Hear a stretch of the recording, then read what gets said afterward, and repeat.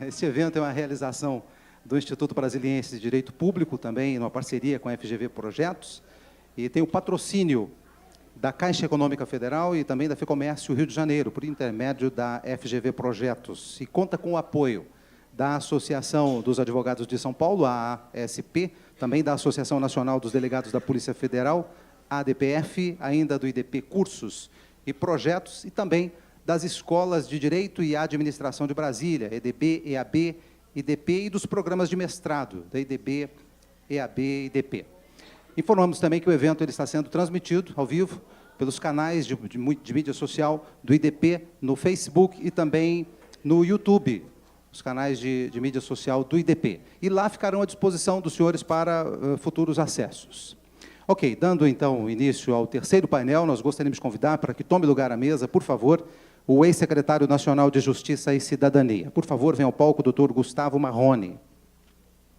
Convidamos também para que o acompanhe no palco o doutor Antenor Madruga, por favor. Convidamos também para que venha ao palco o ministro do Tribunal de Contas da União, o ministro Bruno Dantas, por gentileza. E, a fim de moderar os trabalhos desta mesa, convidamos, por favor, o professor da IDB e IDP, doutor Ricardo Morishita, por gentileza.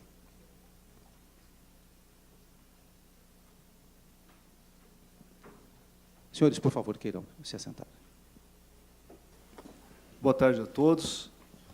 Quero, inicialmente, em nome da Escola de Direito de Brasília, da Escola de Administração Pública de Brasília, agradecer aos nossos ilustres palestrantes. Este é um dos temas mais estratégicos, mais nevrálgicos hoje para a segurança pública. Então, com muito prazer, eu quero anunciar aqui os nossos palestrantes. A gente vai ter agora a conferência dada pelo excelentíssimo senhor ministro Bruno Dantas. O ministro, ele é do Tribunal de Contas da União, fez o seu pós-doutorado na Universidade Estadual do Rio de Janeiro, é doutor e mestre em Direito pela PUC de São Paulo, foi pesquisador visitante da Cardozo Law School de Nova York e é professor dos cursos de graduação, pós-graduação, do nosso mestrado aqui do IDP, e é também professor convidado da PUC de São Paulo. Ele é também secretário-geral da Associação Brasileira de Direito Processual Constitucional. O ministro ele foi conselheiro nacional de Justiça nos anos de 2011 a 2013 e do Conselho Nacional do Ministério Público, nos anos de 2009 a 2011. E foi indicado pelo Senado Federal na categoria de cidadão, com notável saber jurídico e reputação ilibada. É com muito prazer, já agradecendo aqui a presença, que eu passo a palavra para o ministro Bruno Dantas.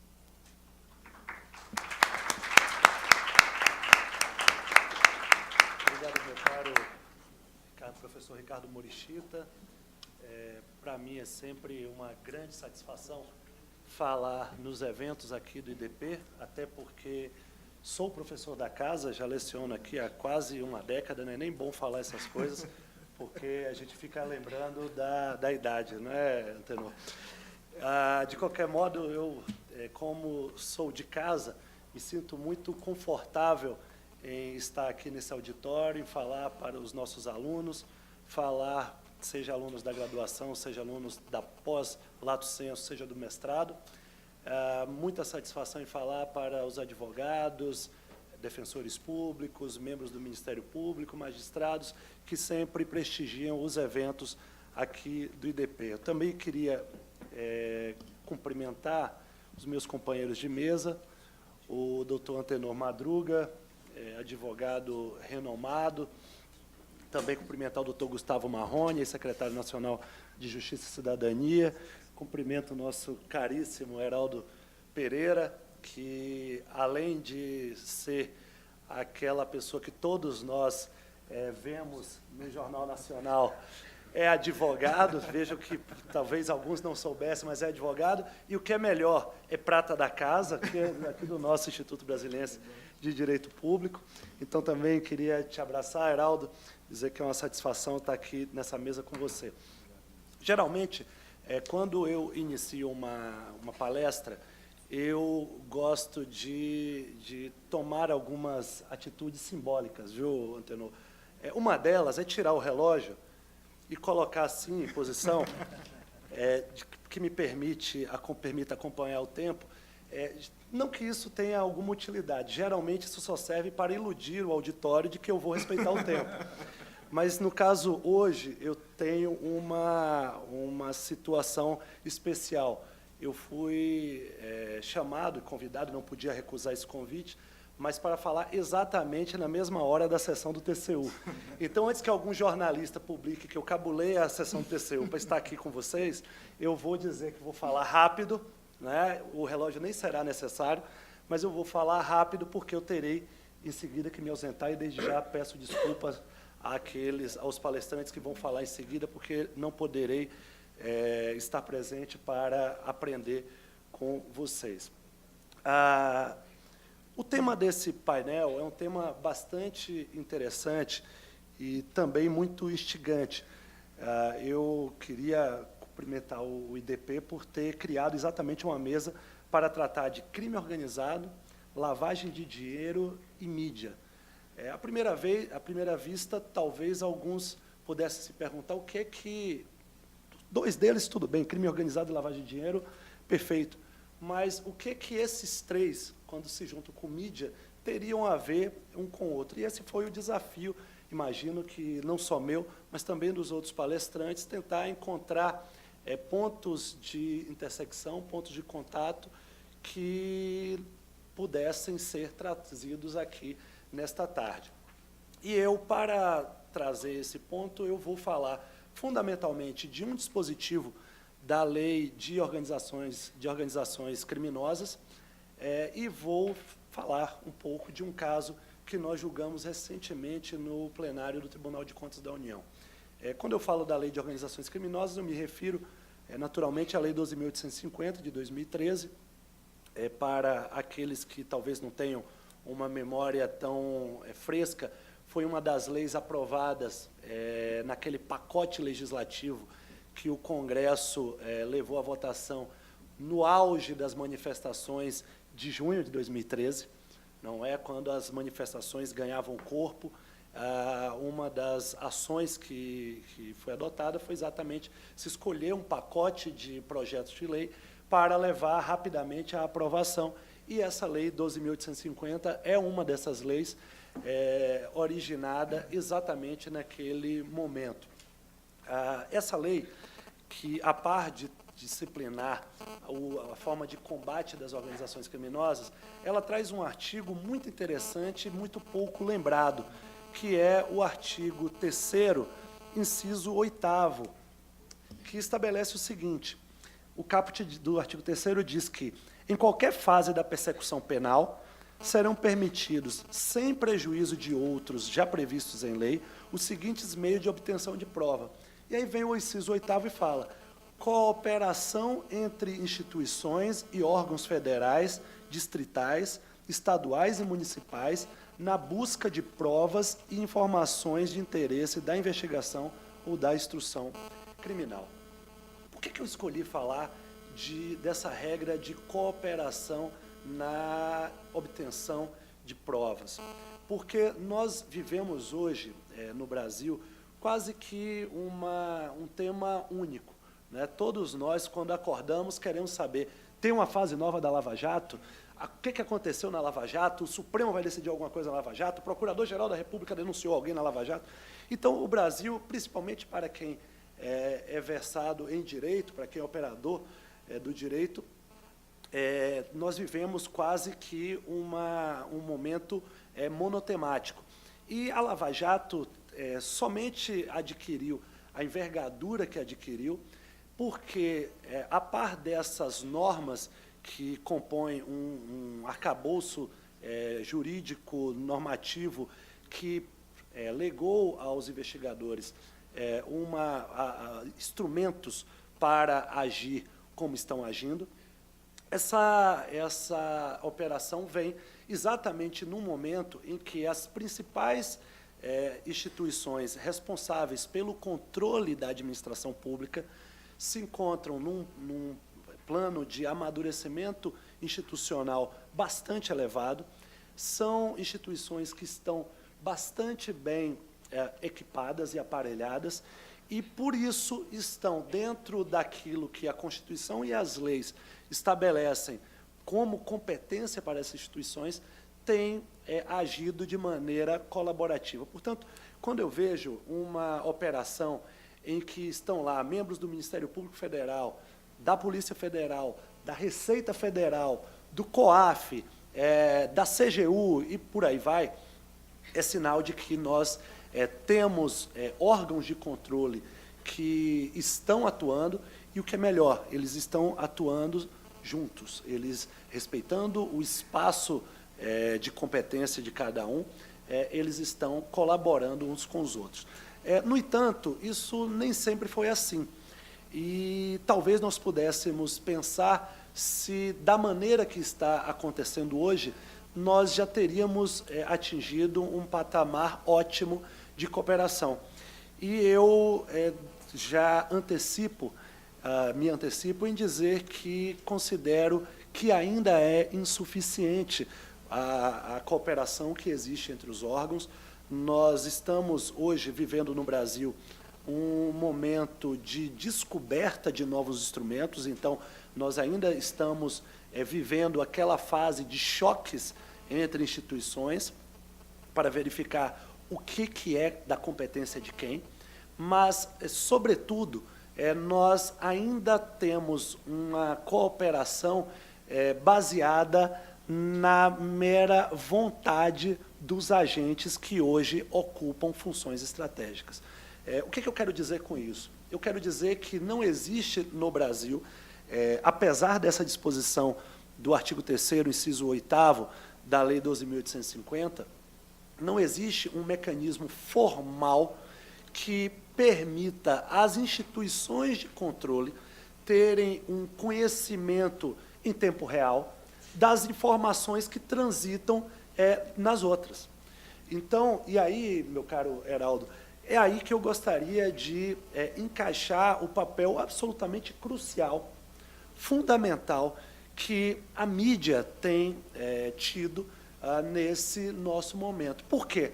Porque a falta de um mecanismo institucional de trânsito de informações, a mídia tem servido de amálgama entre as instituições e permitindo que, por exemplo, o TCU tome conhecimento de determinados meios de prova que a Força-Tarefa da Lava Jato, lá em Curitiba, tem, ou determinados meios de prova que a CGU tem, ou então determinados meios de prova que o COAF tem. Portanto, na ausência de um instrumento e um canal institucional de diálogo e de cooperação entre as instituições de controle, e vejam, isso não é algo fácil, porque nós temos instituições, órgãos de controle, que estão no Ministério Público, outros estão no Executivo e outros estão no Legislativo, como é o caso do TCU. Então, é claro que, e o Dr. Gustavo Marrone sabe muito bem disso, porque foi secretário no Ministério da Justiça, entre órgãos do Poder Executivo isso já é difícil, né? Não é algo trivial. Mas quando você fala de órgãos que integram poderes do Estado diferentes, isso se agrava ainda mais. E aí é onde eu digo, e é uma convicção que tenho, que a imprensa livre, a mídia, tem tido um papel absolutamente importante, primeiro, em levar para a sociedade o conhecimento daquilo que os agentes públicos estão fazendo, as investigações que estão sendo realizadas, as descobertas que estão sendo feitas, os processos que estão sendo instaurados, as prisões que estão sendo decretadas, mas também permitindo que uma instituição tome conhecimento daquilo que a outra está realizando. E aí, ao fazer esse registro inicial, eu gostaria de falar para os senhores e para as senhoras de uma experiência muito recente que nós tivemos no âmbito do TCU, que foi um julgamento relativamente recente, que resultou, eu vou pegar aqui o número do acórdão, foi um acórdão da minha relatoria, que resultou no acórdão, só pegar o número para que vocês possam, caso queiram, tomar registro, tomar nota. O acórdão 483 de 2017, do Tribunal de Contas da União. O que foi feito nesse processo e o que foi decidido nesse acórdão unânime do plenário do Tribunal de Contas da União? Eu como relator, examinava, será que é o meu? Eu, como relator, examinava um caso bastante rumoroso, que foi exatamente o da fraude que houve em Angra 3. Seja a fraude à licitação, seja posteriormente na execução das obras da usina nuclear de Angra 3, no Rio de Janeiro.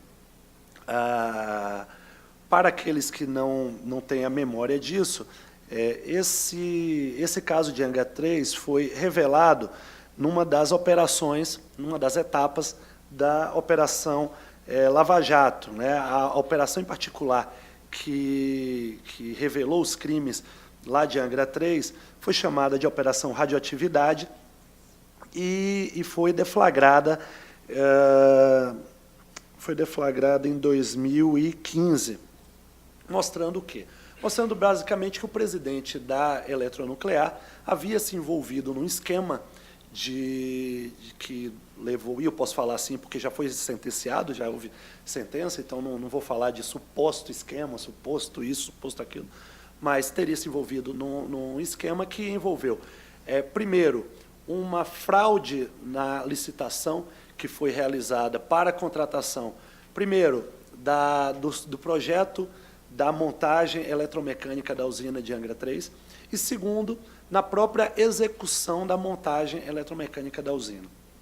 Fundamentalmente, havia um consórcio que venceu essa licitação fraudada, é bom que se diga, e esse consórcio envolvia 7 empresas, coincidentemente, todas as 7 envolvidas na Operação Lava Jato. Odebrecht, OAS, Camargo, OAS não, desculpe, Odebrecht, Camargo Corrêa, Andrade Gutierrez, UTC, Tequinte, a empresa EBE, tem mais uma que eu não estou lembrando, Queiroz Galvão.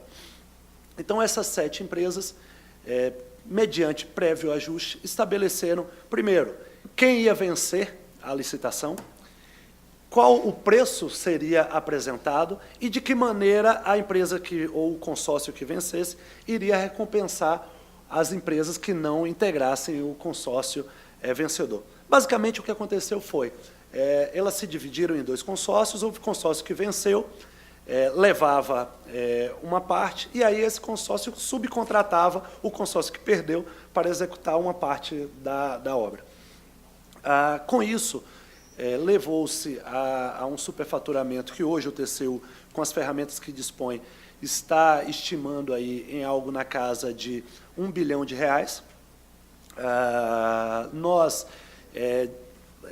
cindimos o processo porque talvez alguns não conheçam a forma de trabalho do TCU, mas geralmente o TCU trabalha para obter o ressarcimento daquilo que foi desviado dos cofres públicos, para que esse valor seja ressarcido. Então, o papel do TCU não é investigar crimes.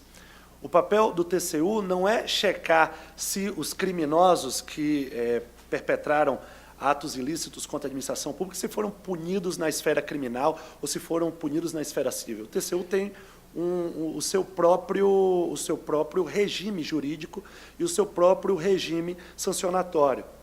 Portanto, o que nós buscamos basicamente? Primeiro, auditar os contratos, verificar a execução da obra ou do serviço, para detectar se houve sobrepreço, de quanto foi o sobrepreço. E, a partir daí, condenar os responsáveis ao ressarcimento daquele valor dano ao erário. Isso é a função principal do TCU. No entanto, existe uma outra função, que é a função sancionadora. Porque, vejam, a devolução do valor desviado aos cofres públicos não é sanção.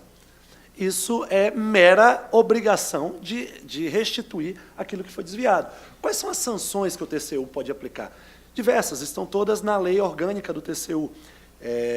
E elas vão desde multa até a declaração de inidoneidade de uma empresa que tenha, eventualmente, se envolvido em um ato de fraude à licitação. Inidoneidade essa para contratar com serviço com poder público por até 5 anos. Muito bem. Então, nós, ao examinar esse processo de regra 3, nós cindimos o processo porque entendíamos que havia a necessidade de, como os fatos já estavam comprovados, inclusive por sentença judicial, inclusive por acordo de delação premiada, que, em última análise, exclui do Poder Judiciário, na verdade não exclui, mas reduz bastante, do Poder Judiciário o juízo de valor sobre a verdade que está posta nas cláusulas daquele acordo. A valoração que o Poder Judiciário faz é muito mais formal de atendimento aos requisitos legais do que propriamente do conteúdo dos termos do acordo. Aliás, esse tema está sendo decidido agora pelo plenário do Supremo Tribunal Federal. De qualquer maneira, nós, a partir dessa percepção, separamos o processo, primeiro, no processo que buscaria o ressarcimento do dano que foi causado ao erário, e segundo, na aplicação da sanção. E esse acórdão que eu mencionei, o acórdão de 2017, esse acórdão, basicamente, declarou a inidoneidade de 4 empresas que integravam o clube das empreiteiras envolvido na Lava Jato, e nós suspendemos a deliberação com relação às outras 3 empresas que também integravam o esquema criminoso, mas que essas empresas tinham um acordo de leniência com o Ministério Público Federal. E aqui eu chego ao ponto central da minha exposição, e já ultrapassando a metade, já aviso que estou me encaminhando para o final, meu caro Morichita.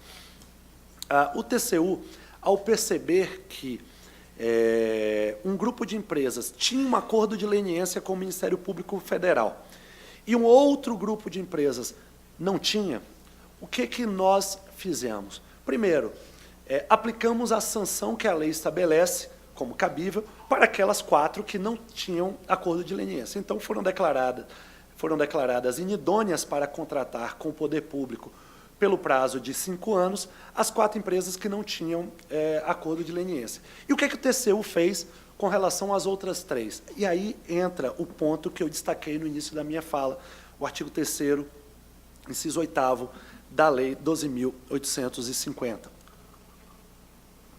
O TCU, que tem uma sinergia muito importante com outros órgãos de controle, e nesse caso da Lava Jato, nós criamos uma secretaria extraordinária apenas para fazer uma força-tarefa e auditar os contratos relacionados à Operação Lava Jato. Nós recebemos demandas dos procuradores, muitas vezes, quando eles desejam examinar se um determinado contrato teve superfaturamento, teve sobrepreço, eles nos consultam. E, como contrapartida, eles nos fornecem, nos emprestam, para usar aquela terminologia que vocês estão aprendendo nas aulas de direito penal, aquela prova emprestada, eles nos fornecem os meios de prova que foram produzidos no âmbito penal, sob o crivo do contraditório. E aí essas provas chegam ao TCU para que o TCU as utilize dentro da sua atividade, seja de obtenção do ressarcimento aos cofres públicos, seja na função de aplicar a sanção cabível. E aí, o que nós fomos desafiados a fazer neste caso em particular? Nós sabíamos que havia um acordo de leniência entre 3 das empresas e o Ministério Público Federal. E nós sabíamos também que, se nós declarássemos a inidoneidade naquele momento dessas 3 empresas, em última análise, isso poderia representar um desprestígio ao acordo que foi firmado entre o Ministério Público e aquelas empresas. O que nós fizemos? Depois de algumas rodadas de reuniões, alguns integrantes da Força Tarefa de Curitiba estiveram em meu gabinete, o procurador Deltan Dallagnol esteve, eu estive em Curitiba, me reuni com 8 membros da Força Tarefa, para discutir de que maneira as duas instituições, o Ministério Público de um lado e o TCU do outro, se desincumbiriam das suas funções, sem renunciar a competências constitucionais, porque a Constituição não permite que nenhuma instituição renuncie competência, portanto, sem renunciar a competências constitucionais, mas respeitando a esfera de atuação de cada uma. E aí nós concluímos o seguinte, nós concluímos que, como o objeto do acordo de leniência e da delação premiada, que foram negociados pelo Ministério Público com essas 3 empresas, era um objeto distinto daquele que o TCU busca como missão institucional, aquilo que as empresas ofereciam como colaboração na delação premiada, no caso dos executivos, ou do acordo de leniência, no caso da pessoa jurídica, precisaria ser equacionado, precisaria ser revisitado, para que essas empresas fornecessem também uma colaboração efetiva às auditorias que o TCU fazia, ao processo de controle externo que o TCU faz. Portanto, o que foi conversado foi que, é claro que nós desejamos prestigiar o trabalho do Ministério Público, mas o Ministério Público não pode querer que, porque ele está bem desempenhando a sua função de investigação criminal, exigir que os outros órgãos de controle abram mão da sua função constitucional. Porque o Ministério Público não tem e não pretende ter ferramentas para saber com precisão qual foi o valor do superfaturamento. Eles não têm engenheiros para isso, ou se tem, não é essa a função deles, de verificar camada asfáltica, verificar se a terraplanagem foi feita adequadamente, se a quantidade de funcionários que foi contratada para construir uma determinada etapa de uma refinaria, uma determinada etapa de uma usina, se aquilo ali corresponde com a média de mercado. O Ministério Público não tem ferramentas para isso e o TCU dispõe dessas ferramentas. O corpo funcional do TCU é de cerca de 2.000 auditores, todos concursados, não há cargos em comissão no TCU. Para não dizer que não temos cargo em comissão, cada ministro tem em seu gabinete 2 assessores que são cargo em comissão. Então, ao todo, nós temos no TCU inteiro 20 cargos em comissão. Nós somos 9 ministros, no gabinete do presidente tem 2 a mais, então nós temos 20 cargos em comissão em mais de 3.000 servidores. É diferente, por exemplo, de outros órgãos, que têm ali mais ou menos uma proporção de 30% de cargo em comissão e 70% de cargos efetivos. No TCU não há isso. Então, todos os servidores, todos os nossos auditores são concursados e todos eles têm autonomia técnica para emitir a sua opinião. De modo que, na conversa que nós tivemos lá em Curitiba e também aqui em Brasília, o que nós deixamos claro foi, nós desejamos prestigiar e maximizar os efeitos, a eficácia dos acordos que o Ministério Público estabeleceu, seja acordo de delação premiada, sejam acordos de leniência. No entanto, é preciso que vocês, Ministério Público, chamem as empresas e digam a elas o seguinte, olha, tudo bem, o TCU vai prestigiar o acordo de vocês, mas é preciso que vocês também prestem colaboração no processo de controle externo que visa o ressarcimento daquilo que foi desviado aos cofres públicos. Eu poderia, meu caro Morishita, falar aqui praticamente a tarde inteira sobre esse tema. Primeiro não seria prudente, porque seria uma forma injusta de retribuir a atenção que o nosso auditório tem dispensado a mim. Seria uma punição exagerada, falar demais. Mas, segundo, que eu tenho também que voltar para lá, tenho meus processos para julgar, tenho advogados que estão lá aguardando o chamamento dos meus processos à pauta de julgamento.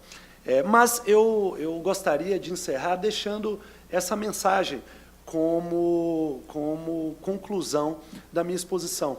É preciso que nós reforcemos os canais institucionais de cooperação entre os órgãos de controle, mas, sobretudo, é preciso que nós cobremos dos órgãos de controle transparência, porque com essa transparência nós poderemos obter, através dos meios de comunicação, a informação daquilo que está sendo feito em cada uma das instituições. E, em última análise, uma instituição acaba dispondo de mais elementos para fiscalizar a outra e para exigir a cooperação da outra. Eu parabenizo o Instituto Brasiliense de Direito Público por mais essa realização, agradeço o gentil convite e mais uma vez, peço desculpas aos meus companheiros de mesa, porque realmente vou ter que me ausentar. Muito obrigado a todos vocês pela atenção.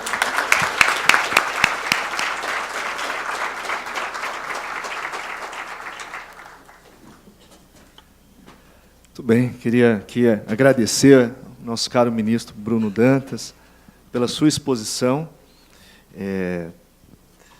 Ele conseguiu assim criar assim uma arquitetura do pensamento assim muito clara, muito precisa. E como a gente estava um pouco atrasado, eu quero imediatamente passar aqui a palavra ao jornalista Heraldo Pereira. Nosso querido Heraldo, ele é jornalista, ele é advogado. Ele fez a especialização em Direito Público aqui pela nossa Escola de Direito de Brasília e também é mestre em Direito Constitucional pela Universidade Nacional de Brasília. Heraldo. Boa tarde, meus amigos, minhas amigas. É um prazer muito grande poder voltar ao local em que eu praticamente comecei a pesquisa, incipientemente, a pesquisa na área do direito, inspirado por alguns professores daqui, o professor Gilmar, o professor Ives Gandra, professor Veloso, com quem eu estive ontem, ex-ministro do Tribunal do Supremo. É muito bom poder voltar ao IDP. Eu gosto muito de voltar ao IDP. Eu sempre espero que a gente tenha um bom contato com vocês, que são do IDP, e com os demais que não são aqui do IDP. Eu quero começar essa exposição rapidamente com um materialzinho que eu preparei para vocês. Aquele primeiro vídeo, por favor, vamos lá. Fala pra mãe. Mãe, Mãe, eu tomei a vacina tomei a vacina, e a furadinha não doeu. a fuladinha doeu. Ah, doeu? E a fuladinha doeu. Eu queria ter um pouco da sinceridade do jornalista. A furadinha doeu, tá? Vou falar de algumas coisas aqui que talvez representem um pouco disso. Nosso propósito aqui é discutir crime organizado, lavagem de dinheiro e mídia. Opa! Vamos lá. Rio de Janeiro, Copacabana. Começo desse ano. Vamos ouvir operadores de direito, amigos, vamos ouvir. Alguém está gravando um arrastão em Copacabana, um dos bairros mais populosos do Rio de Janeiro. Aumenta um pouquinho o áudio. Está acontecendo agora na Nossa Senhora de Copacabana, esquina com a Prado Júnior. Eles estão saindo do ônibus igual um formigueiro. Gente, olha isso. Estamos mesmo sem autoridade, acabou, não tem lei, não tem nada. Ao direito. Olha isso, gente. Um horário desse. Arrancando janela de ônibus, arrancando porta, saindo por cima.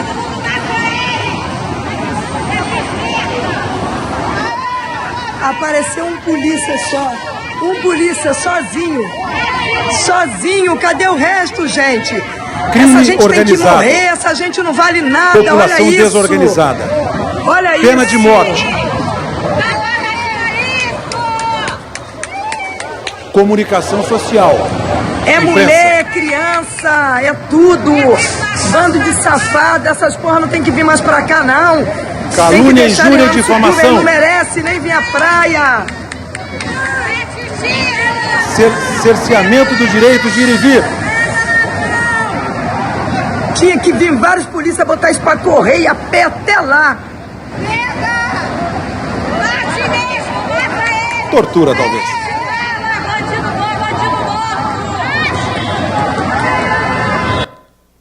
Vamos lá. Mundo real. O que nós, operadores da comunicação social, nós jornalistas, né? O que nós entendemos por confusão? aquilo que no direito não se entende por confusão, que é a mistura. Nós temos, e eu vou tentar dizer disso, nós temos conversas diferentes, nós temos linguajar diferente e um papo diferente. O que é... Opa, vem cá. Eu ainda vou me acertar com isso aqui. Volta mais. Acho que tem alguém também operando ali. O que é para o direito confusão, que é mistura, para nós é uma baita confusão, que é confusão essa daí para nós jornalistas, ok? Porém, para nós jornalistas que fazemos essa mistura toda, nós misturamos um pouco o crime organizado, lavagem de dinheiro e o papel de mídias, dos mídias, no sentido habermasiano, expressão do professor Habermas, para os mídias, os comunicadores. Nós misturamos isso. A gente não vê de maneira seletiva o que vocês, operadores de direito, veem como mistura. Talvez por conta disso, nós tivemos uma operação emblemática no Brasil, que foi a Operação Satyagraha, onde houve muita mistura, e depois de um certo tempo, a Corte Suprema teve que fazer uma moderação importante sobre esta operação.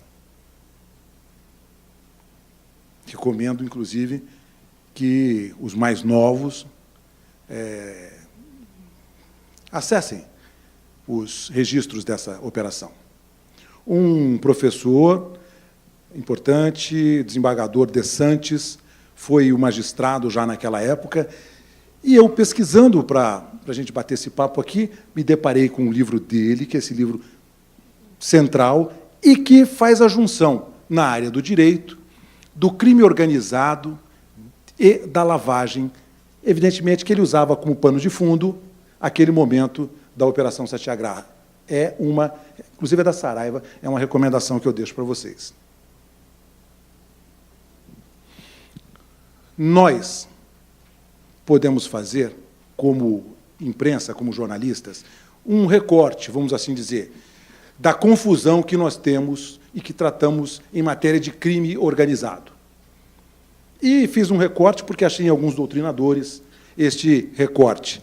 Crime organizado, 3 formas: comando falange, comando vermelho, comando tal, falange tal.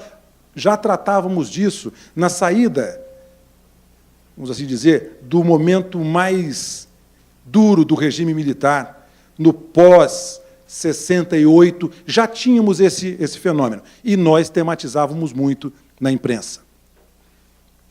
Milícias, um fenômeno muito presente no Rio de Janeiro, nós também tematizamos esta questão. E, mais recentemente, eu fiz o recorte ali da Satyagraha, mas outras operações aconteceram, as máfias do colarinho branco. Então, em matéria de crime organizado, as páginas da imprensa, os mídias, como diria o professor Habermas, abordam muito este aspecto. Vamos lá.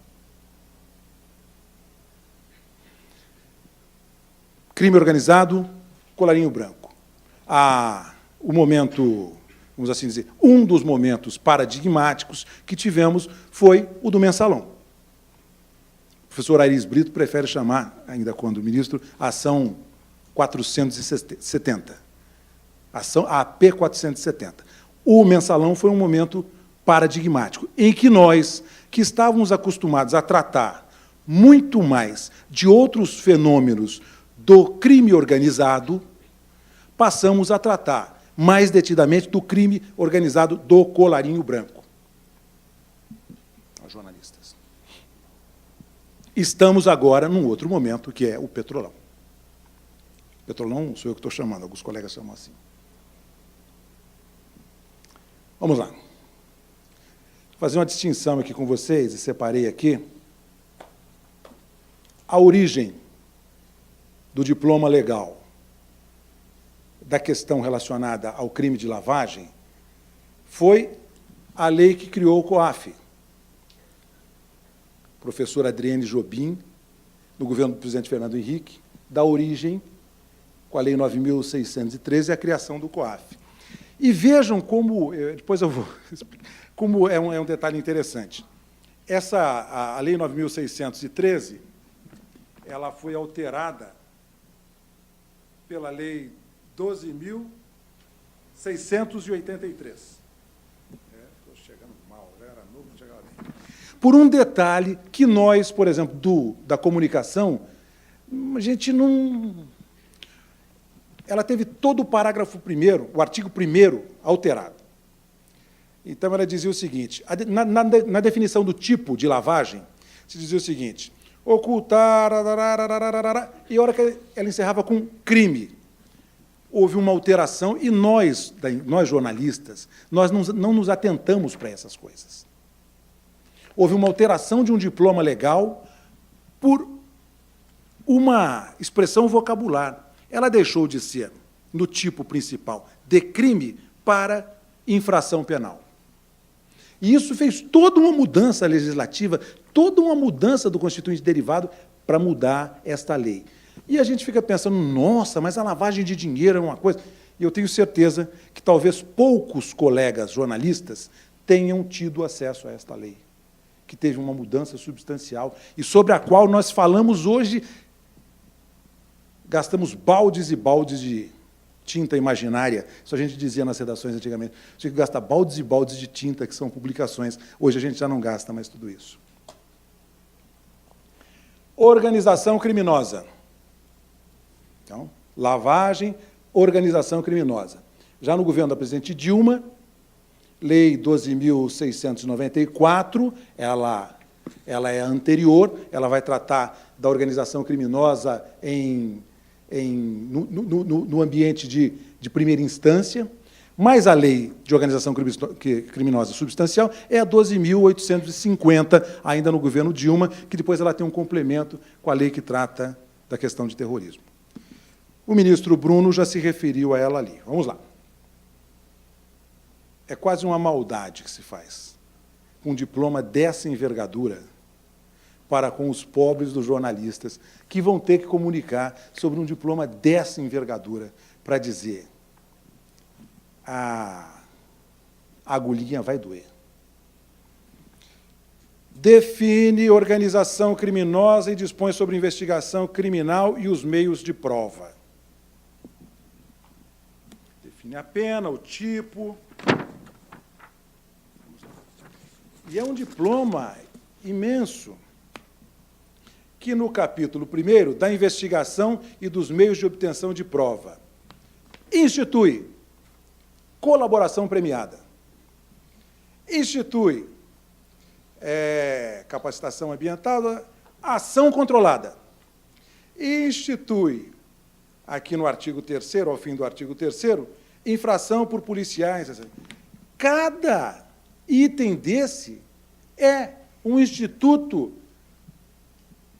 de uma enormidade que vocês vão levar, provavelmente aqui, com os doutrinadores de direito penal e de direito processual penal, há algum tempo para dominarem os alunos da graduação e os alunos da pós-graduação. Pois bem, nós vimos esse processamento legislativo, nós jornalistas, e trabalhamos com ele. Vamos lá.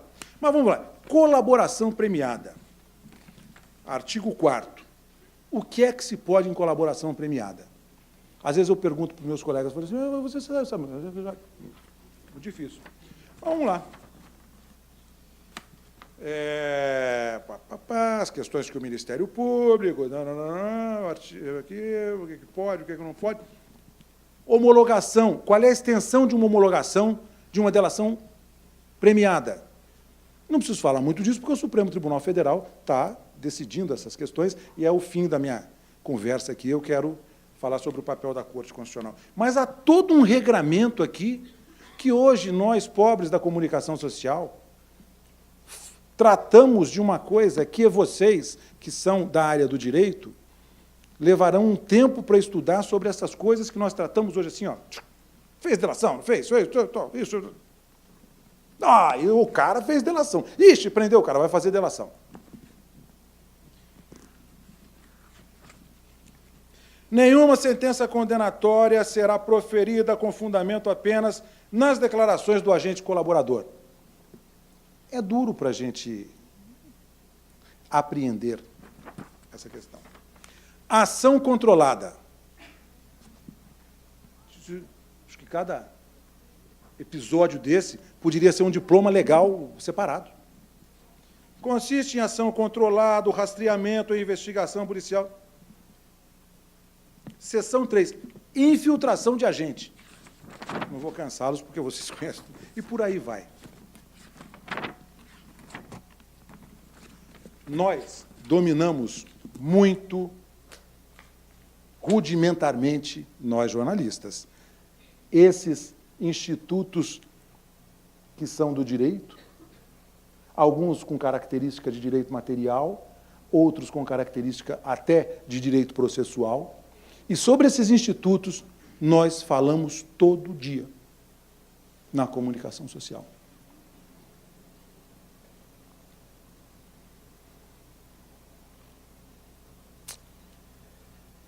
Daí, nós que somos os mídias, falamos para a comunicação social deste mundo que é novo, que é técnico, que é abrangente,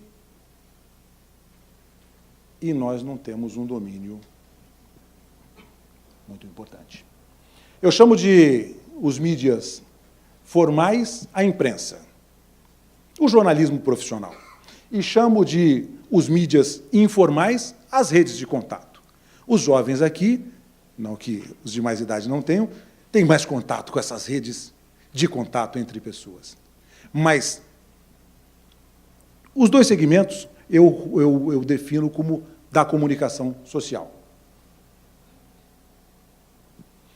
Vamos lá, algumas diferenças. Nós somos das ciências humanas, tanto o direito quanto a comunicação, mas nós somos totalmente diferentes. Eu sinto na pele isso. Os advogados acham que eu sou jornalista e os jornalistas acham que eu sou advogado. E é uma pancada dos dois lados. Nós temos, cada mundo tem uma linguagem. Esse detalhe aqui, da lei de lavagem, crime ou infração penal, é da maior relevância, leva à mudança de um diploma, mas no meu mundo isso aqui não tem a menor relevância. No meu mundo de comunicação, ok? Por quê? Porque nós temos uma linguagem e o direito tem outra.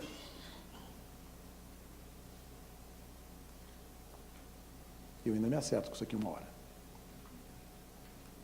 Cadê? Vamos lá. E aí nós passamos a não entender algumas coisas. Nós tratamos um tempão sobre o crime de caixa 2. Às vezes eu falo para os meus colegas assim, falava, não tem crime de caixa 2. Como não tem crime de caixa 2? Não tem crime de caixa 2. Não tem crime de... Aí escolaram um delito eleitoral e jogaram neste delito eleitoral o peso do caixa 2 que é denunciado no país tradicionalmente. Aí teve uma quantidade importante de inquéritos. E nós vamos lá com os nossos baldes de tinta. Pois bem, separei para vocês valor econômico desta semana, em que nos deparamos, aí nós temos que informar sobre isso, nós não temos conhecimento rudimentar dos diplomas legais, da extensão dos diplomas legais, tivemos que nos deparar com isso aqui. Isso é uma informação da Procuradoria. Procurador-Geral da República vai oferecer uma solução judicial para dezenas de políticos acusados exclusivamente de caixa 2. Quantos são?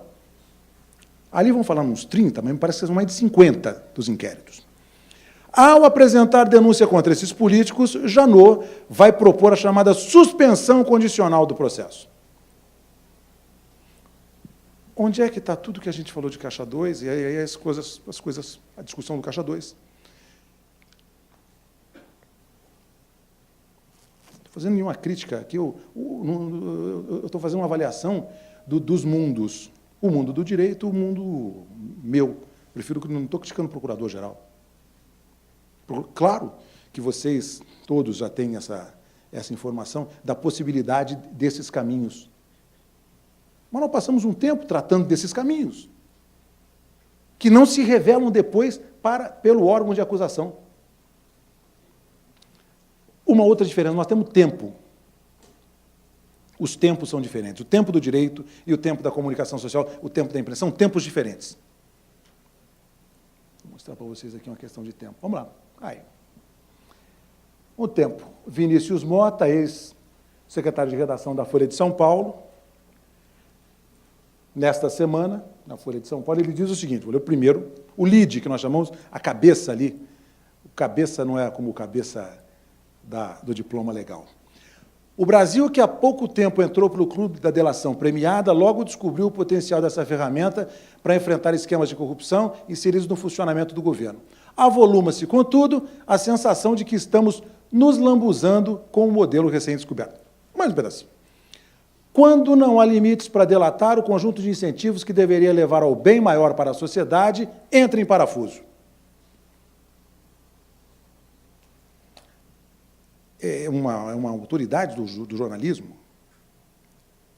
Nós, jornalistas, passamos a ficar assim, mas vem cá, quer dizer que todo mundo, então, vai fazer delação?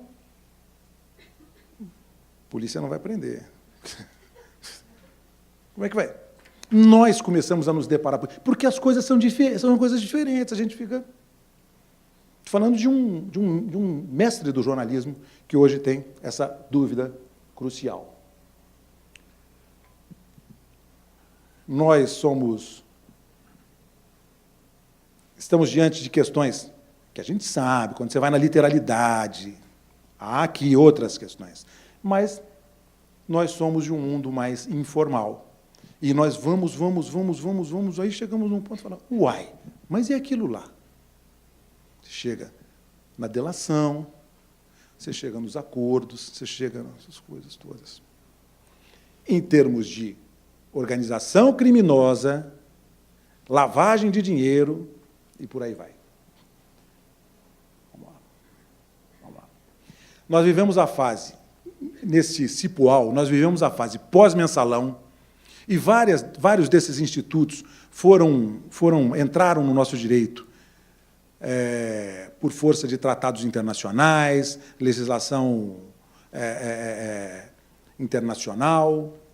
Nós tivemos no Mensalão um momento importante, já falei. Nós estamos no Petrolão e agora com o escândalo da JBS. Aliás, muito atual, o Supremo Tribunal Federal está decidindo a respeito dessa matéria. E nós temos que correr atrás dessas coisas, que a gente vê o nascedouro delas. O ministro Bruno mesmo disse, não é? A partir das manifestações, o Congresso... Vocês lembram das manifestações? A situação em que o Congresso se encontrava. Então, nós tivemos alguns desses institutos criados aí, e a gente ali correndo com um caderninho, anotando, para tentar entender coisas que depois... Vamos lá. Opa. Qual é a nossa, penso eu, a nossa tábua de salvação? Tenho a honra de ter participado, junto com tantos colegas, um que morreu essa semana, Jorge Bastos Moreno, morreu semana passada, meu grande amigo, da Assembleia Nacional Constituinte como jornalista. O professor Menelik de Carvalho Neto foi meu professor, meu co-orientador na UNB, professor constitucionalista, e ele dizia que essa é a nossa melhor Constituição, a nossa Constituição, que o doutor Ulisses chamava de Constituição Cidadã. Talvez a gente só consiga respirar um pouco com essa Constituição, que, segundo doutrinadores, é muito boa e que eu também julgo, quem sou eu para julgar. A Constituição Federal como fator de referência à nossa Corte Constitucional, que às vezes é a Corte de Justiça, nem sempre tanto Corte Constitucional quanto gostaríamos e eu acho que precisaríamos no Brasil. Mas isso vai ser uma coisa muito importante. Essa Constituição já deu conta de 2 impeachments. Eu já estou velho, porque eu cobri 2 impeachments. Os 2 eu cobri.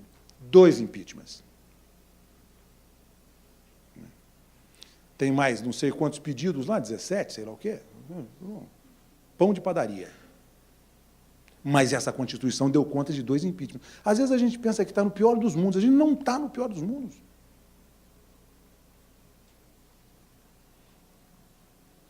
Porém, a gente não aguenta, a gente jornalista, viver nesse mundo que é o pior dos mundos, não, que é o melhor dos mundos. Mas a gente é muito enrolado. E a gente não domina muitas coisas. A gente fica meio fora do tom. Entendeu? A gente vai tentando equilibrar dessa maneira aí. Né? No meu caso, entre o direito, a comunicação. O ministro Bruno foi agora para o TCU. Eu tenho que correr para o Supremo e ver o que a Suprema Corte vai decidir nessa matéria que é substancial para a comunicação, que é substancial para o direito e que é substancial para o país, que é até que ponto todos os diplomas, todos os títulos judiciais podem sofrer, seja de órgão colegiado ou individual, pode sofrer uma ação rescisória e uma delação não pode? O Supremo vai dar essa resposta.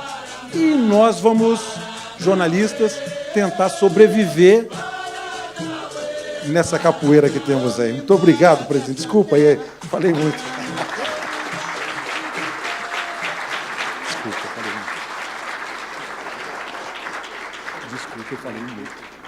Desculpa, eu falei muito. Muito obrigado, Heraldo. Sempre divertido, né? A gente ter junto a um tema árido, muitas vezes, a gente ter uma apresentação que ajuda a quebrar um pouco essa aridez dogmática que a gente tem no direito. Heraldo, deixa eu fazer uma reflexão com você, que eu acho que você tocou num ponto aí bastante importante de todo esse processo. Eu confesso assim que, quando a gente estava pensando nesse painel, nesse seminário, uma preocupação nossa, nós temos 2 grandes escolas dentro do IDP. Uma escola de direito, né, é uma law school, a gente tem uma responsabilidade de formar esses pensadores, esses nossos alunos, são jovens talentosos, pessoas que vão ajudar a dirigir esse país. E tem uma escola de administração pública, não voltada para negócio, mas voltada para o interesse da sociedade. Pensando nessas 2 escolas, a gente quis pensar numa proposta que discutisse a segurança pública em algo que, às vezes, a gente não vê. Não é algo que a gente consiga, muitas vezes, tangibilizar, seja para o aluno, seja para a própria sociedade, que é o problema da lavagem de dinheiro. E quando você me traz aqui essa sua abordagem, né, desses 2 mundos, dessas 2 linguagens, isso me parece bastante propício. Por quê? Porque muitas vezes a gente coloca como sinônimo de segurança pública um combate que muitas vezes é necessário, as violências que são cometidas. Mas muitas vezes, até pelo tecnicismo, né, que a gente tem, esse tema da lavagem de dinheiro ele acaba não emergindo no processo. E eu acho que uma das coisas que a sociedade brasileira aprendeu ao longo desses anos, com as investigações que foram feitas, a gente vai ouvir daqui a pouco o doutor Antenor Madruga, o doutor Gustavo Marrone, que trabalharam fortemente nesse processo, a gente vai perceber que muitas vezes a origem, né, ou uma das evidências de todo esse processo é o dinheiro, é a lavagem desse dinheiro, é o ocultamento desse dinheiro. Follow the money, siga o dinheiro. Se você segue o dinheiro, você consegue, de alguma maneira, entender as causas, as motivações, as razões da prática de um crime. Quando a gente olha para o crime organizado, a gente consegue ver as manchetes, a gente consegue ver as cenas, as imagens de bárbaras de um presídio, de uma penitenciária. A gente consegue dimensionar isso, mas a gente fica distante, a gente fica longe, a opinião pública simplesmente não consegue perceber que por detrás de tudo aquilo, Paulo, são milhões por semana que são lavados, são ocultados e que mantêm toda essa política de violência, toda essa organização criminosa. Então, acho que você coloca muito bem esses 2 mundos. quanto mais eles se encontrarem, quanto mais eles puderem realizar essa gramática da cidadania, trazendo temas áridos, técnicos, para o dia a dia do cidadão, eu penso que a gente vai poder avançar nesse combate, que é tão necessário quanto os outros combates que estão sendo debatidos nesse seminário. Então, muito obrigado, viu, Heraldo, pela sua coragem e pelo seu tema. Eu quero agora convidar, né, eu quero já agradecer de antemão o doutor Antenor Madruga por ter aceito esse convite. O doutor Antenor é uma pessoa com agenda absolutamente carregada. Me sinto muito privilegiado, como IDP, de recebê-lo aqui. Doutor Madruga, muito obrigado pelo convite. Doutor Madruga, ele é doutor em Direito Internacional pela Universidade de São Paulo, foi advogado da União, foi o primeiro diretor do Departamento de Recuperações de Ativos, do DRCI, do Ministério da Justiça, foi o primeiro coordenador do ENCLA e ex-secretário nacional de Justiça, hoje é um dos maiores advogados que o Brasil possui nesse tema. Eu queria também dar meu testemunho aqui, que o doutor Madruga revolucionou o debate, a recuperação de ativos no Brasil.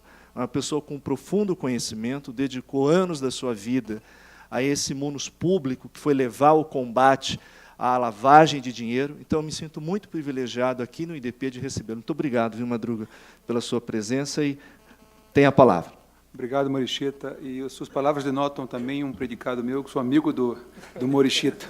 Mas ouvimos o ministro falar da banca, o jornalista, como natural do piso, acho que o advogado tem que falar da tribuna, então, já que não tem.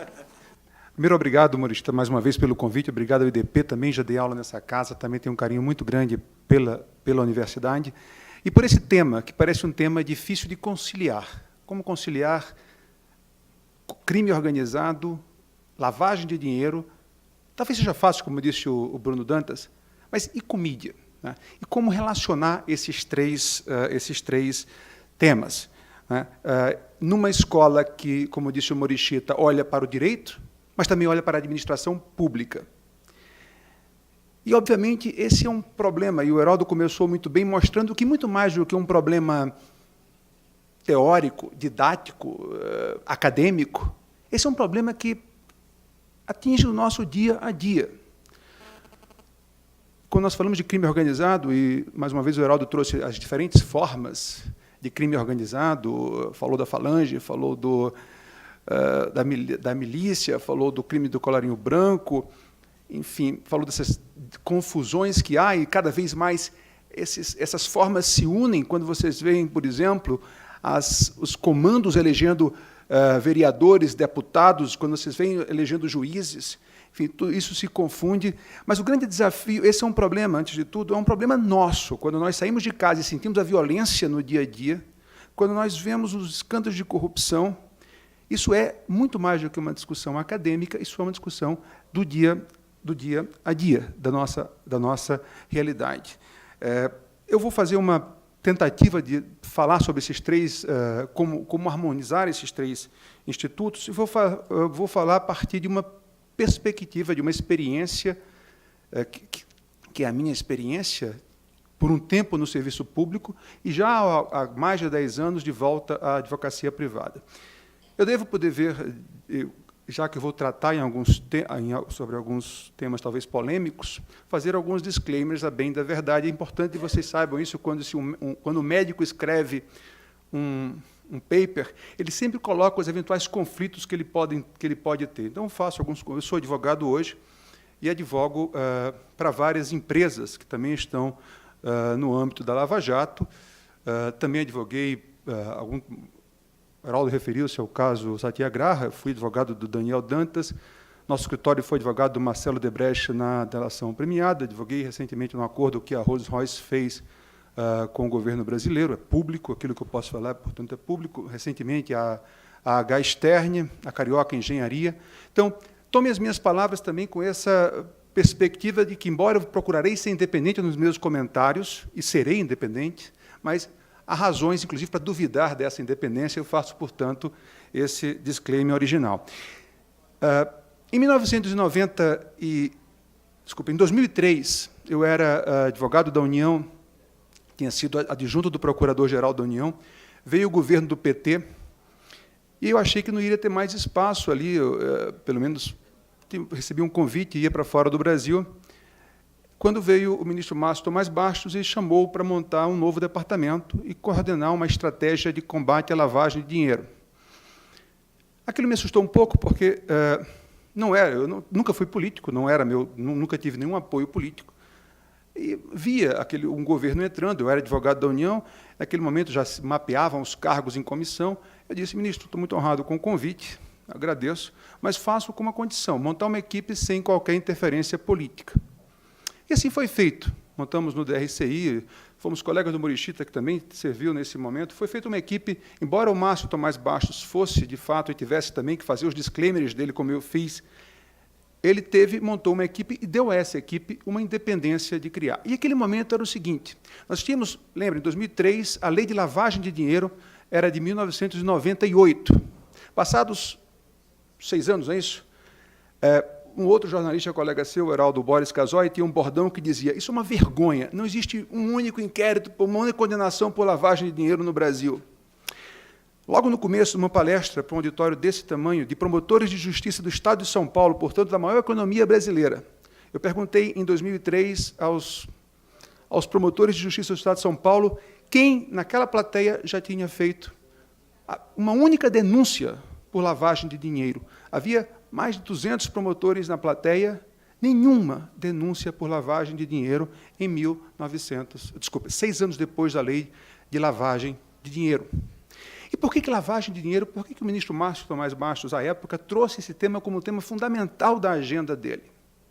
Porque, como disse o Morichita, o nosso combate, para usar uma expressão belicosa, o nosso combate à lavagem de dinheiro, nosso combate ao crime, era um combate pautado ainda no crime do Código Penal de 1940, naquele crime do indivíduo ou, no máximo, da quadrilha, não é? Do bando, não é?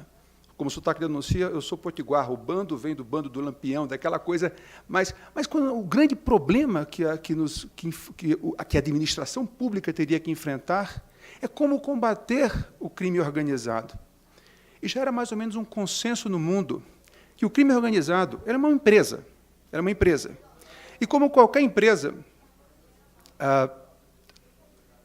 só pedir para fechar ali a porta, porque eu termino me desconcentrando com a... como qualquer empresa, ela sobrevive à sua mudança de recursos humanos. Eu dizia sempre, dava um exemplo de uma grande empresa brasileira, a TAM, hoje Latam, quando morreu o comandante Rolim, aquilo foi um baque, mas para a empresa, um problema de recursos humanos. Substituiu o comandante Rolim. A mesma coisa acontece no crime organizado. Eu vejo aqui que tem a nossa querida polícia militar aqui. Quando há um enfrentamento do crime, e, de fato, há uma prisão ou um criminoso abatido nessa guerra, isso, para uma organização criminosa, nada mais é do que um problema de recursos humanos. Vai se procurar o próximo. Então, como se asfixia uma empresa? Como se asfixia uma organização criminosa? Se atingido o seu patrimônio.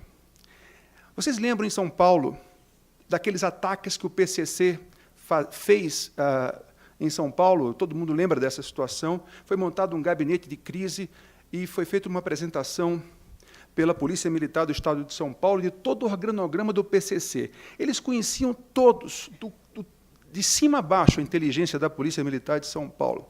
Eu perguntei: cadê o patrimônio do PCC? Ninguém sabia onde estava o patrimônio do PCC. Ninguém olhava, porque não era da cultura. A cultura policial era a cultura de ir atrás do bandido, não atrás do patrimônio. Isso era tão grave que a polícia inglesa fez um programa do Follow the Money, não me lembro exatamente qual era o slogan, mas todos os carros da polícia tinham aquele adesivo. É importante ir atrás do dinheiro. Não se alcança o crime organizado se não se alcançar o dinheiro. Então, foi feito isso. E o desafio da administração pública era como enfrentar esse problema. E o primeiro obstáculo foi colocado pelo ministro Dantas, era a coordenação entre os órgãos públicos. O Brasil é muito curioso, porque o Brasil, na verdade, nós temos uma pleiade de centros de poder e de estruturas muito determinado, às vezes, pela força das burocracias. As burocracias no Brasil são muito fortes. Falava da independência dos técnicos do TCU, mas ali também tem uma burocracia dos técnicos do TCU a buscar o seu espaço de poder, assim como os advogados da União, assim como os policiais federais, assim como os magistrados, e por aí vai. De fato, nós temos, e uma das grandes vantagens que a nossa Constituição de 88 trouxe foi a independência, por exemplo, do Ministério Público. Mas essas independências funcionais e essas sobreposições de atribuições criavam uma total incapacidade do Estado se coordenar. E como fazer, como vencer, sob o ponto de vista da administração pública, esse obstáculo? O modo tradicional de trabalhar em conjunto da administração pública eram os famosos grupos de trabalho, né, os GTs. Mas, para fazer um GT, tem que sair no Diário Oficial a publicação do GT. E um procurador da República não pode participar de um GT do Poder Executivo. Mais ainda, o Gustavo foi secretário nacional de Justiça, ele não podia sentar no mesmo GT que o coordenador do COAF, porque ele não estava na mesma estatura hierárquica do coordenador do COAF, ou hoje do presidente do COAF. E na administração, os famosos DAS são estruturas hierárquicas. Os grupos de trabalho só se... Como vencer isso? Então, foi aí que veio a ideia. Eu me lembro do começo disso, numa sala com 3 pessoas. Nós temos que criar uma forma de coordenação não hierárquica entre órgãos públicos.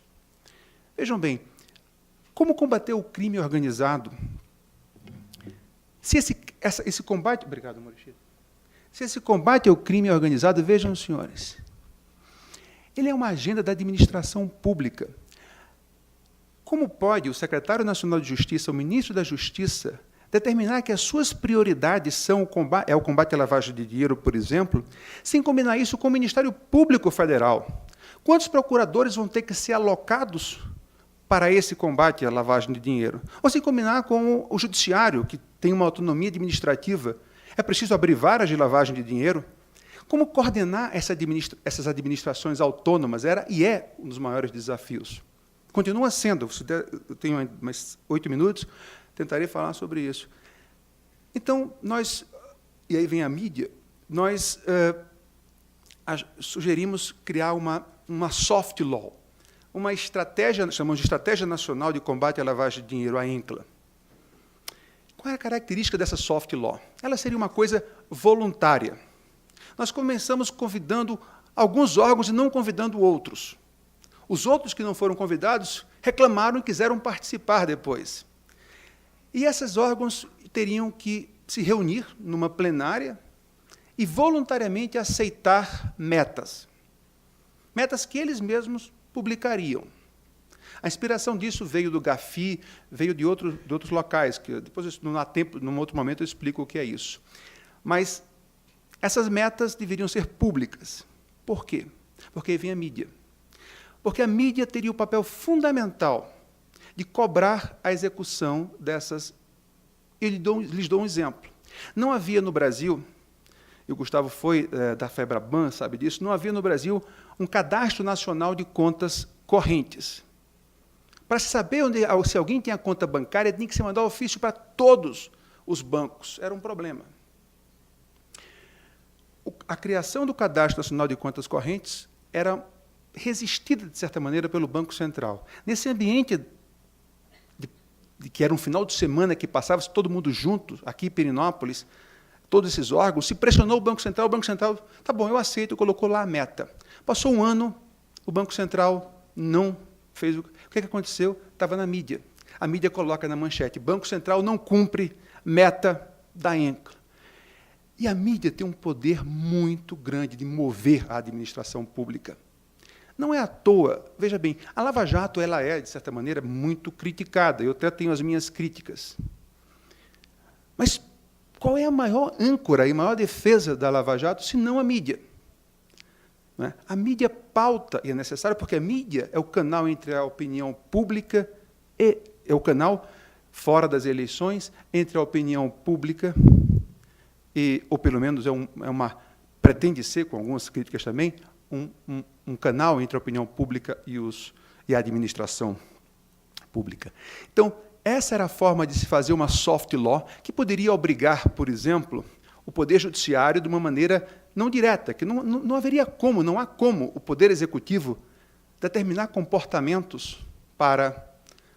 nem para a Polícia Federal, o ministro da Justiça não consegue, quanto mais para o Poder Judiciário, ou muito menos para o Ministério Público. Então, essa maneira de criar a soft law estava na origem da ENCLA. E a ENCLA, que começou em 2004, ela começou em 2003, estabelecendo um conjunto de metas para 2004, metas que tinham que ser factíveis, com prazo e um único órgão responsável, se mostrou ser um dos raros casos, e que, graças a muitas pessoas, graças ao empenho de pessoas como Gilson Dipp, eu fui o coordenador da ENCLA, de 2003 a 2007, mas não teríamos conseguido nada se não fosse o Ministério Público que sentou à mesa, todos os procuradores gerais da República, Gilson Dipp, pelo STJ, o ministro Jorge Arge, pela CGU, e vários outros órgãos. Portanto, nós estamos numa coisa... 2017 acabou de ter a 16ª ENCLA, 16 anos de uma estratégia nacional de combate à lavagem de dinheiro. E, obviamente, hoje, lavagem de dinheiro é algo relativamente comum, embora ainda haja uma incompreensão sobre o que é lavagem de dinheiro, mas não se pode dizer que não há mais denúncias por lavagem de dinheiro no Brasil. Então, isso é uma característica e é um desafio da administração pública, é um desafio no combate ao crime organizado, como fazer a coordenação entre órgãos públicos. E, para ficar no final da Lava Jato, comentar um pouco o que disse o ministro Bruno Dantas, nos últimos 4 minutos que me faltam,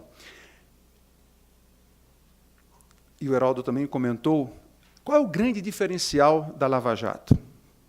Ele mencionou muito bem, a Lava Jato é uma consequência de uma série de atos, foi falado da Lei de Lavagem de Dinheiro, da reformulação do tipo penal da lavagem de dinheiro, acabando com os crimes antecedentes, passando a ter qualquer infração penal como crime antecedente em 2012. A lei, muita gente falou da Lei 12.846, que é a Lei Anticorrupção, responsabilização da pessoa jurídica. Pouca gente notou, na época, os deputados não notaram, não tiveram ideia do que aconteceria com qual o resultado da 12.850, da Lei da Organização Criminosa, de trazer para o Brasil a delação premiada. Pois bem, se eu pudesse diferenciar, obviamente, 2 fatores para marcar a Lava Jato, eu diria, o primeiro é o uso, obviamente, da colaboração premiada e da leniência. A leniência, curiosamente, é uma evolução interpretativa do poder de celebrar acordos, mesmo no âmbito da lei de improbidade, que, pasmem os senhores, sei que os senhores sabem, proíbe expressamente os acordos, mas houve uma evolução. Então, nós temos aí o acordo de leniência para as pessoas jurídicas e algumas pessoas físicas, os acordos de colaboração, como talvez o grande marco. Mas outro grande marco foi que, pela primeira vez, o Ministério Público admitiu atuar sob coordenação, sob uma coordenação, sob uma força-tarefa. Não era mais, e eu admiro a todos, e tenho uma admiração sincera por todos os que fazem, porque, de fato, há muitos do Ministério Público que não fazem nada, mas os poucos que fazem, têm feito com alguns talvez excessos, mas não se pode deixar de criticar, de reconhecer mérito nessa força-tarefa. Mas não é mais um Luiz Francisco, não é mais um indivíduo, não é mais um Dom Quixote, não é mais aquela aventura quixotesca, é uma força-tarefa, é uma coordenação. Mas ainda não é, o Estado brasileiro ainda falece, ainda necessita muito de coordenação.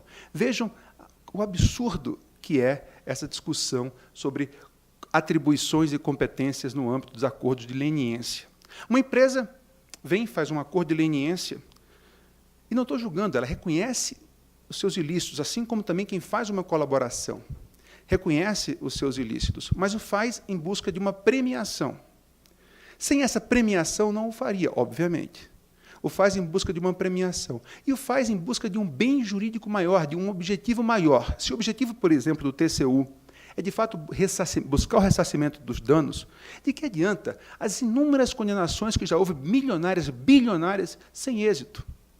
Agora, enquanto o Judiciário, enquanto o Ministério Público, enquanto os vários Ministérios Públicos, enquanto o TCU, enquanto a CGU, enquanto a AGU, enquanto COAF, não se acertarem, entenderem que não há vários estados brasileiros, há um único estado, e que, enquanto o crime é organizado, o mais óbvio é dizer que o Estado também tem que ser organizado.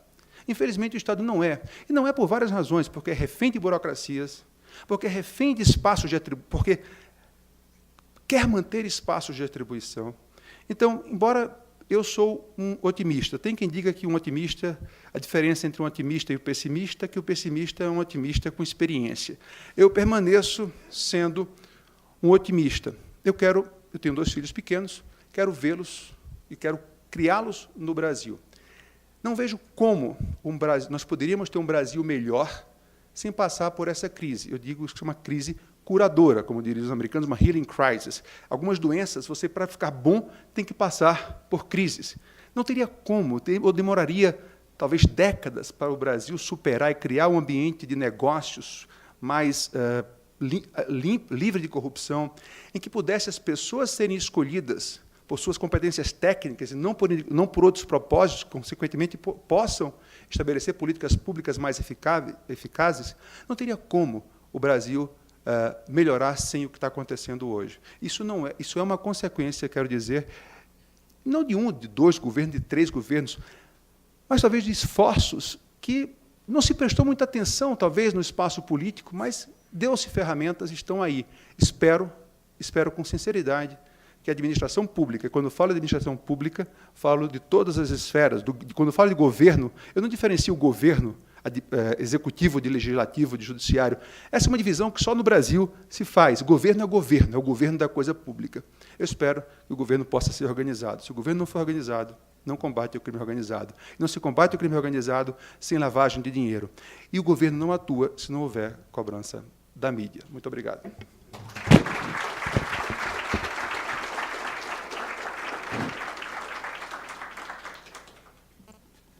Muito obrigado, meu caro Antenor.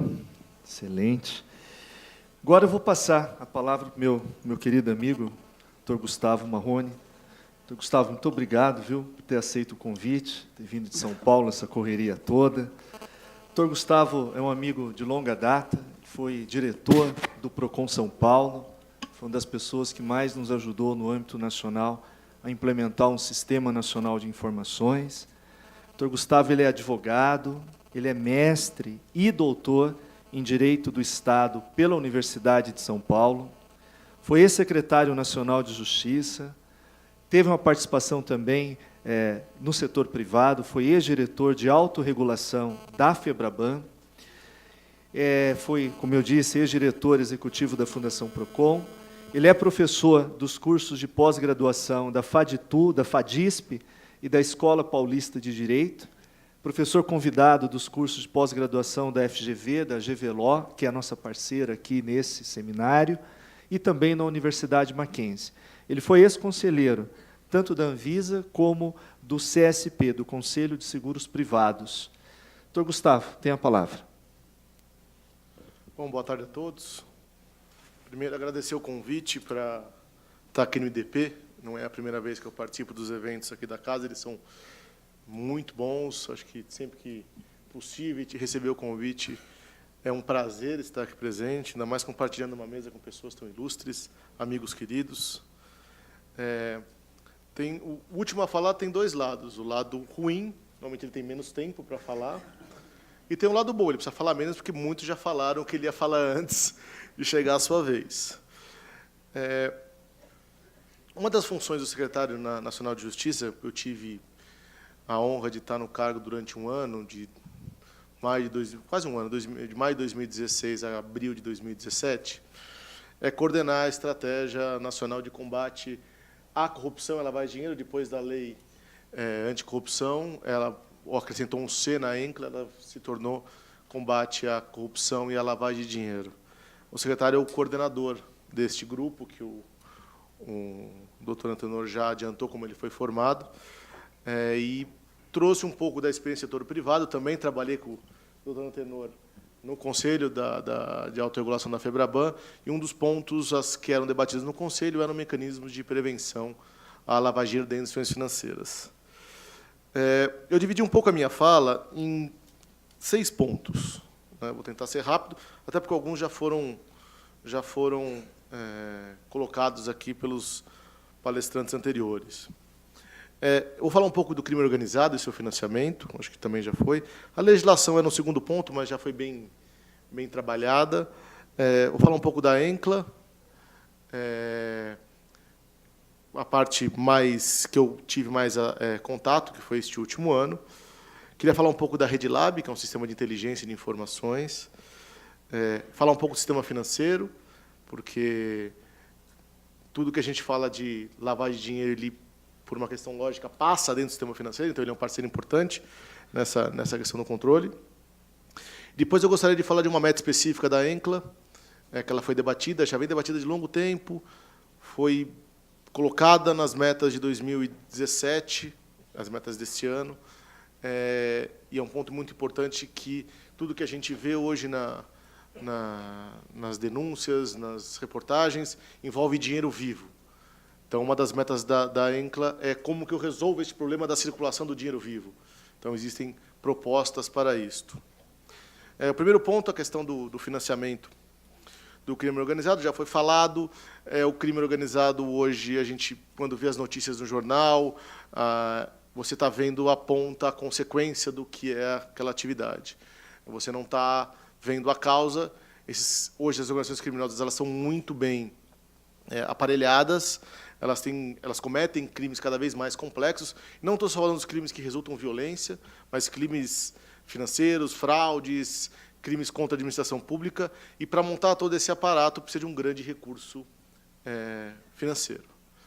E esse recurso financeiro, ele passa pelo sistema financeiro brasileiro, através de dinheiros oriundos de outros crimes, como tráfico de drogas, tráfico de armas e outros subsequentes, e entra no sistema financeiro para dar uma certa legalidade nesse dinheiro e sai para dar o subsídio a esta prática delituosa.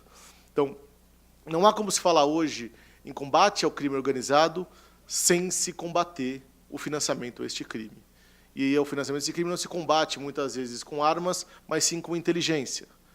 E aqui a gente colocou a questão das informações, criar uma rede de inteligência que possa identificar transações financeiras suspeitas, e aí atacar, follow the money, buscar esse dinheiro, bloquear e sufocar a organização criminosa pelo seu sustento. Acho que todos os especialistas, não sou especialista em política de segurança, mas todos os que a gente conversou dizem que essa saída mais eficaz contra o crime organizado é atacar o financiamento dele, porque se você ficar sempre reprimindo o crime organizado, vai ter sempre um novo que vai aparecer, porque o financiamento continua, o dinheiro continua nas mãos dos criminosos. A legislação, como eu disse, já foi falada, da Lei 12.683 de 2013, que alterou a 9.613 de 98, a Lei de Prevenção à Lavagem de Dinheiro. Eu acho que foi uma evolução, fez com que muitos, com a simples retirada da questão do crime antecedente para qualquer infração penal, muitos dos órgãos do sistema financeiro começaram a ter isso como uma preocupação muito grande no seu dia a dia, porque aí eles viram um potencial risco de serem punidos na esteira da lei de combate à lavagem de dinheiro. Então, é um marco emblemático essa mudança em 2012, para que você tivesse uma efetividade dos parceiros privados na questão do combate à lavagem de dinheiro. Terceiro ponto, a ENCLA. A ENCLA, na verdade, é uma ação cooperativa entre diversos órgãos públicos que tem como função controle ou fiscalização. Então, ali você tem o Banco Central, a CVM, a Polícia Federal, os Ministérios Públicos, tanto o federal quanto os estaduais, são representados por vários estados. Você tem o Poder Judiciário, né? Você tem o TCU, a Controladoria, a AGU, todos estão presentes nesse esforço cooperativo para criar um ambiente melhor. Hoje são mais 70 organismos, né, que trabalham desta forma, e eles visam algumas coisas básicas. Você tem as metas, que são estipuladas por ano, que é a publicidade, que se dá, é importante, porque a mídia cobra isso, e você tem que dar, e o papel da mídia é importante nesse sentido, porque, dando visibilidade e dando os resultados, ela mostra que você tem uma ação que pode ser inibidora de futuras ações de combate de lavagem de dinheiro ou de corrupção. E ela tem, para mim, são três dessas metas, eu posso reduzir em 3 objetivos muito definidos. Banco de dados e inteligência, a troca de banco de dados. Ali você tem órgãos com enormes bancos de dados muito importantes, que eles têm que sentar na mesa, conversar, trocar, para fazer uma análise precisa, identificar potenciais lavagens de dinheiro que estão ocorrendo no mercado financeiro. Ali eu estou falando de você ter todas as transações financeiras, toda a questão fiscal, todo o patrimônio, tudo numa mesma base de dados que você possa buscar essa informação, cruzar dados e conseguir uma melhor ação de inteligência contra esses crimes organizados. O segundo é colocar aprimoramentos administrativos para todos esses entes de controle. Então, de lá da ENCLA, você sai recomendações para que determinados órgãos administrativos sigam determinados procedimentos para melhor prevenir e combater a lavagem de dinheiro e a corrupção. E aí, nesses procedimentos, nem só para os órgãos públicos, a FEBRABAN não é parte integrante da comissão da ENCLA, mas ela é uma convidada e recebe também, para os bancos, essas recomendações de melhoria nos seus processos internos. E o último, último, mas não menos importante, que é propor aperfeiçoamentos legislativos. Muito se discutiu, durante o ano passado, quase que inteiro, a questão das 10 medidas anticorrupção propostas pelo Ministério Público. 5 delas saíram da ENCLA, né? 5 delas foram debatidas e foram concluídas na ENCLA. O Ministério Público propôs, porque o Ministério Público tem uma força política muito mais forte para conseguir fazer com que essas medidas andassem. Mas todo esse debate, foram 5 das 10, saíram dos debates da ENCLA. Então, é uma atividade muito importante, com uma produção efetiva de propostas legislativas para a melhoria desta questão. Outro ponto que também saiu da ENCLA, mas é tratado, foi até o doutor Antenor, foi um dos criadores saiu desse grupo. A criação, como eu falei, o trabalho de inteligência é muito importante nessa atuação contra o financiamento de crime organizado, combater a lavagem de dinheiro. A criação de laboratórios de inteligência de dados, a chamada RedLab hoje, e você tem 55 espalhados pelo Brasil, sob uma coordenação central do DRCI. E eles são em parcerias com a Polícia Civil, Polícia Federal, os Ministérios Públicos Estaduais. O Ministério Público Federal está para criar um novo. Então, você, através dos laboratórios, as investigações podem se utilizar desse laboratório, desse banco de dados, para conseguir cruzar esses dados e identificar lavagem de dinheiro ou corrupção. O exemplo, acho que mais recente da utilização da RedLab para uma operação que saiu muito na mídia foi a questão da Lei Rouanet, a Operação Boca Livre, que foi chamada pela Polícia Federal, foi deflagrada em São Paulo, e todos os dados foram desenvolvidos e conseguidos através da utilização da RedLab do laboratório da Polícia Federal de São Paulo. Então, é um avanço. Obviamente que ainda nós temos limitações, eu vou entrar nisso agora, mas foi um avanço já de como se trabalha em cooperação com dados e inteligência para você conseguir êxito nas investigações e um resultado como foi a questão da Operação Boca Livre e da Lei Rouanet. Agora, nós temos um grande desafio, né, nessa questão dos dados. Então, nós temos a RedLab, a ENCLA com uma proposta cooperativa. Nós ainda temos, como também o doutor Antenor adiantou, muitos problemas entre órgãos na questão de banco de dados. Existe no Plano Nacional de Segurança, que foi lançado no final do ano passado,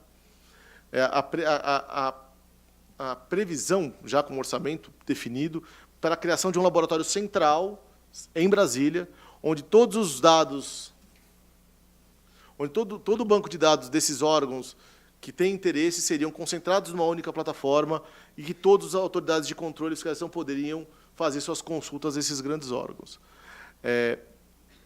Isso esbarra muito menos no dinheiro, que já tem orçamento, do que provavelmente por uma questão de convencer esses órgãos a dividir a sua base inteira compartilhada, Banco Central, CVM, Receita Federal e outros afins. Hoje a discussão é se eu posso fazer isso, qual vai ser a segurança, qual é o sigilo, se tem sigilo bancário, sigilo fiscal. Há uma discussão ainda da privacidade desses dados, de garantias de direitos individuais, na Constituição, no artigo 5º, de privacidade dos dados, de sigilo, com um interesse talvez maior, que poderia ser ponderado, mas aí essa é a discussão que nós temos no momento, você poder abrir mão desse sigilo em prol de uma coisa maior, né, que não estaria, você mitigaria o direito à privacidade para poder construir uma base desse tamanho, que vai ajudar em todos os seus, a toda a sociedade para combater este mal, porque a gente está falando aqui do crime organizado e a imagem recente, mais recente que vem, é aquele do bandido na rua, da explosão de carro forte, de empresas de trânsito, mas isso também serve para crimes do colarinho branco, que é dinheiro desviado da saúde, educação. Então, há um interesse maior em combater isso. Então, talvez não faça sentido em restrições a acesso a banco de dados, obviamente num ambiente controlado, sem vazamento, por parte desses órgãos, com alegação do sigilo e um artigo 5º ou uma lei complementar 105, aí cada órgão tem a sua justificativa, mas está se trabalhando para se construir esse grande laboratório de dados, para que possa ajudar nas investigações. Já me deram a plaquinha aqui de 5 minutos, né? Falei, eu achei que eu ia conseguir falar mais rápido, mas não consigo. Sistema financeiro, como eu disse, o sistema financeiro é um parceiro, tem que ser um parceiro nessa luta, porque as informações estão no sistema financeiro. Toda essa parte de lavagem de dinheiro, ela passa obrigatoriamente por algum ente controlado ou autorizado pelo Banco Central. Então, ele tem que ser o parceiro, ele tem que ser compelido a ajudar nesse processo. A grande vantagem, como eu disse, ele é convidado do ENCLA, ele participa da ENCLA. Do ENCLA, se alguém da ENCLA me escutasse falar do ENCLA, me mataria. É da ENCLA. Né? Então, ele tem que ser... O Banco Central faz parte, como das autoridades de controle. Os bancos fazem parte através da associação que os representa, que é a FEBRABAN. E essa discussão foi tão bem entabulada que se criou um sistema de autorregulação, um dos normativos, né? É um normativo que disciplina o procedimento que os bancos têm para controlar processos suspeitos, transações suspeitas desse mecanismo, e informar o COAF, né, que é o órgão que eles informam. Aqui identifiquei uma transação que tem indícios de ser lavagem de dinheiro, e o COAF faz toda depois a operação com os outros órgãos de controle. Então, há um processo padronizado, e por que teve que fazer padronizado? E aí é uma questão do próprio mercado financeiro, como que ele trabalha. Para que o menor grau de controle das operações não fosse um diferencial comercial, né, concorrencial. Então, eu vou naquele banco tem menos controle de lavagem de dinheiro, então lá eu posso fazer a operação. Quando você faz um standard, todo mundo tem que seguir desse padrão para cima, você termina isso como um diferencial concorrencial. Então, essa foi a intenção, e ele tem funcionado bem. Os bancos informam, não tenho o número de cabeça agora, mas são milhões de informes feitos ao COAF por ano sobre transações suspeitas, eles são um grande parceiro. E, por fim, como eu disse, já que meu tempo já está se esgotando, todos esses... a lavagem de dinheiro acontece dentro das transações financeiras, ele é colocado num banco, ele vai ser, em tese, legalizado, ele vem de uma origem ilícita, ele vai financiar o crime organizado, mas ninguém financia crime organizado por transação eletrônica. Né? Ninguém deixa rastro. Eu nunca vi, vou lá dar, propina com um TED, né? Porque não vai dar certo, vai ficar registrado que você fez isso. Né? Pode acontecer de tudo, mas assim, na lógica não seria desse jeito que ia ser feito. Então, o que acontece? Ele faz os saques de dinheiro para poder cometer esse tipo de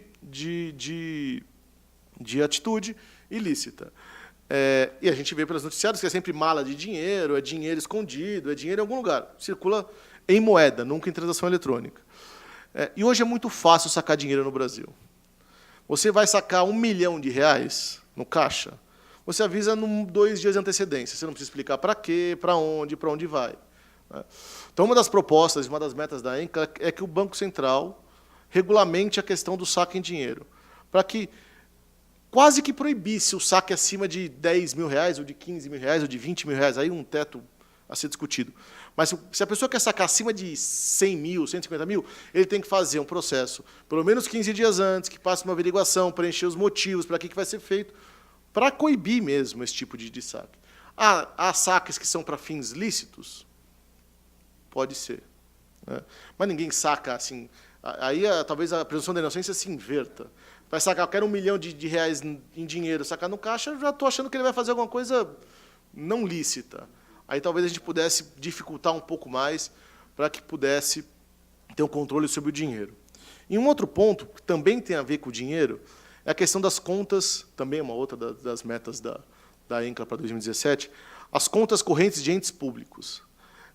Isso até foi uma proposta minha, porque eu não entendia por que o ente público paga a conta em cheque, ou o cheque que ele dá pode ser sacado no caixa. A conta da prefeitura, tal, o prefeito assina um cheque, ele vai lá, alguém vai no caixa lá e saca R$1 milhão. E não são poucos, não, desses saques. São muitos, são mais de 100 mil saques ao ano nesses valores. Então, a proposta é que o Banco Central estudasse, assim, eu tenho uma formação em direito regulatório, então acho que é possível que o Banco Central faça, acho que há viabilidade jurídica na criação de uma modalidade de conta corrente, onde, para os entes públicos, só se possa fazer transação eletrônica. A prefeitura quer pagar o fornecedor, vai pagar por TED, por DOC ou por transação simples, mas tem que ficar registrado. Não existe mais pagamento em cheque nem em dinheiro. São discussões hoje bem atuais. Eu posso citar um país, por exemplo, como a Suécia, onde hoje é quase proibido pagar conta em dinheiro. Ninguém aceita mais dinheiro na Suécia. Você tem que pagar em cartão. É uma regulamentação. Então, a ideia de você dificultar a saída do dinheiro, a circulação do dinheiro em espécie, para fins de lavagem de dinheiro, é você saber para onde vai, porque a transação eletrônica fica registrada. É um dos avanços que se pode conseguir. Eu acho que meu tempo já passei até dos 5 minutos, mas tentei fazer o mais rápido possível, né, das ideias que eu tinha aqui na cabeça. Obviamente, se alguém quiser conversar comigo sobre alguma coisa, eu vou estar aqui mais um pouco depois da apresentação. E, de novo, quero agradecer o professor Ricardo, amigo trabalhamos juntos, né, amigo de longa data também. Agradecer ao IDP pelo convite, é sempre um prazer estar aqui, e sempre com temas muito atuais e empolgantes de você discutir. O último que eu tive foi de proteção de dados, também é uma coisa muito legal. Então, queria agradecer a todos pela paciência com a minha fala rápida, né, e espero que tenha ajudado para alguma coisa. Obrigado.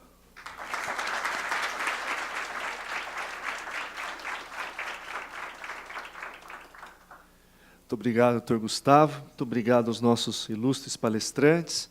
Muito obrigado a todos vocês pela audiência, pela atenção. Declaro encerrado esse painel.